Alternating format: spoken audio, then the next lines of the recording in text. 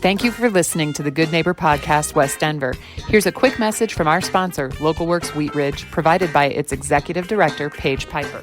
Local Works is a nonprofit organization whose mission is to make Wheat Ridge a more vibrant and sustainable place to live and work. Our mission and action is programming that provides neighborhood revitalization and small business support, keeping and growing the businesses we know and love in Wheat Ridge. In simpler form, we provide connection. Connection to business, connection to community. This is the Good Neighbor Podcast, the place where local businesses and neighbors come together. Here's your host, Meg Smith. All right. Well, hello, everyone. Welcome to the latest episode of the Good Neighbor Podcast, West Denver. Today, I have Kelly Kozlowski, a local real estate agent in the area. Hi, Kelly. Hi, Meg. How are you? I'm good. Thank you so much for joining me on the podcast today. Yeah, happy to be here. Excellent. Well, let's start off just by sharing a little bit about your business. I'm a real estate agent here in Denver. I do about 65% of my business on the west side. I love helping first-time home buyers, especially females, and move-up buyers or people downsizing. I figured out over the course of my career that I'm pretty competitive, so this seems to be a good job for me. And I enjoy helping my people find their place in the world. That's awesome. Well, yeah, and we know that real estate has been really competitive. First, it was more competitive for the buyer, and now it's becoming competitive for the seller too, right? Yeah, it's, Denver has always had a very seasonal market where we tend to have a lot of action in the late winter, early spring. You know, they always say the most expensive time to buy in Denver is March, April, or May. So we're kind of out of that cycle, and it's a little bit healthier and slows down in the late summer and fall. So we're all enjoying not being so chaotic right now. Oh, I bet. Yeah. Little less chaos. Yeah. It's always welcome. So how did you find real estate as your industry? What led you to that? This is actually, I think, my third career. I've always had an interest in it. I always joke that I'm just nosy. I like to look at people's houses and check out how they live and how they decorate and all those good things. So I actually looked into real estate about 20 years ago, but it's a tough leap into taking a 100% commission type job. So, got my family settled in Denver, got pregnant with my second one and said, if I don't do it now, I probably won't. So I started my career pregnant and my little boy's 9. So I know now I've been in it for 9 years. Nice. Well, I have an 8 and a 10-year-old, so we're in the same space there. Yeah. So, okay. So the real estate industry has a lot of myths and misconceptions. I know that just from knowing realtors and kind of how they demystify things for me, just in general conversation. So tell me a little bit about any myths or misconceptions that you would like to demystify for our listeners. Yeah, I think, especially our biggest buyer group are millennials. Right. And I think they were raised being told you always have to have 20% down. You have to have great credit. You have to be able to have all this money saved up before you buy your first house. But actually, we can give good conventional loans on 5, sometimes 3% down. There's grants. There's the Colorado Housing Association that can help with first-time buyer classes. They can give grants for down payment assistance. And I think really what I would want to demystify is that if you're ever curious, just sit down with a good real estate agent or a mortgage broker and ask those questions that you think are silly. We've heard them before, and we love to get people understanding that you are paying someone's mortgage. You're just paying your landlord's mortgage. So why not make that your investment if you can? Yeah, that's a really good point. Yeah, whenever you're paying rent, you're just helping whomever owns that building cover their expenses.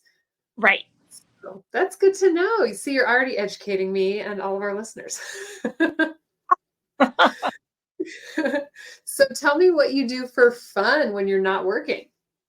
Well, I'm proud and happy to say my husband and I just bought a cabin. It's in Colorado. So that just happened this year. It's been a dream of ours to spend more time in the mountains for about 4 years. It took us a while to find our place, but we go up there when we can. It helps me turn off the clock. I tend to take a phone call if I'm in town and help my clients. And this way it gives me a little bit of balance in life. So I have a 14-year-old and a 9-year-old, and we just were up there this weekend. We enjoy hiking and being outside and playing board games and all that good stuff. Nice. And tell me where it was again. It cut out for a second. It's in Jefferson, Colorado. So if you go out 285 towards Fairplay and you go up over the Pass, it's out there in the South Park Valley. Beautiful part of the city. Mm-hmm. Yeah. That's awesome. Well, congratulations. Thank you.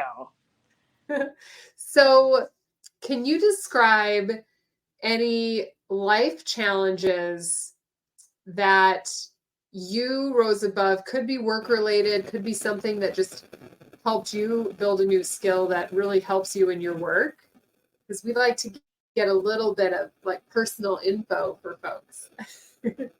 Yeah, I saw that in your list of questions, and I really think the latest challenge that I've faced is just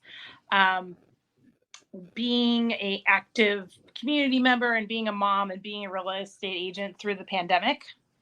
Oh yeah.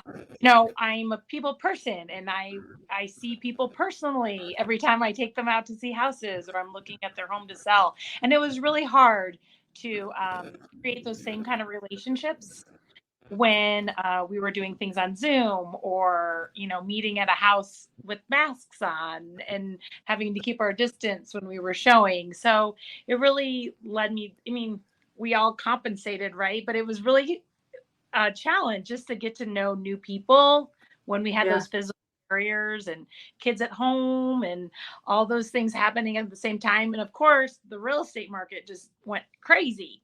So balancing how to be home with my children when they were homeschooling while keeping myself safe, out showing houses. And it was just the things you take for granted. I remember, I'd always meet somebody and keep my mask off when I was walking up so I could smile, but then had to put it on, immediately to go show them the house. Like, oh, he had a beard underneath there the whole time. And I had no idea. Like, just the things that we took for granted. So happy to be out of that kind of super stressful space of like, how do I serve my clients and do my job well and still keep everyone safe? Yeah, totally. I remember that, playing like the guessing game of what someone's face looked like under the mask. Yeah. And then half the time you're like, I did not think that at all. Right. Yeah. I realized how much that little part meant, right? Yeah, totally. Well, yeah, I totally feel your pain. I mean, did you do the pod schooling where a couple of kids would be together? No, my mom was sick, so we had to kind of close our bubble down pretty small so that we didn't expose her to anything. So we did have our nanny came and helped for a couple hours in the morning, just so my husband and I could work at the same time he had kindergarten, Yeah, I know, because kindergarten was his year. Yeah, because mine were in pre-K and first grade. Yeah. So yours being right in the middle there. Oh, yeah, that was wild. We got through it. Navigate being personable and still being safe. Yeah, absolutely. Yeah. Well, and then it teaches you a lot about just how to read people and, how to connect, right? And so that is really important in the work that you do. So yeah, I totally get that. I love the house part. Yeah, but I like developing those relationships, watching the part that I help with changes their life, right? Gives them. Mm-hmm. Absolutely. Yeah.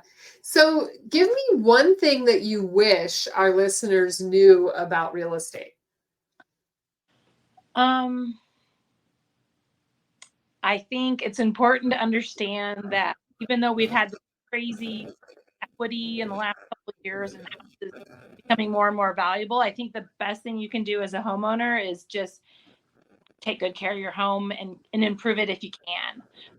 It's heartbreaking when I have to see houses that haven't been cared for.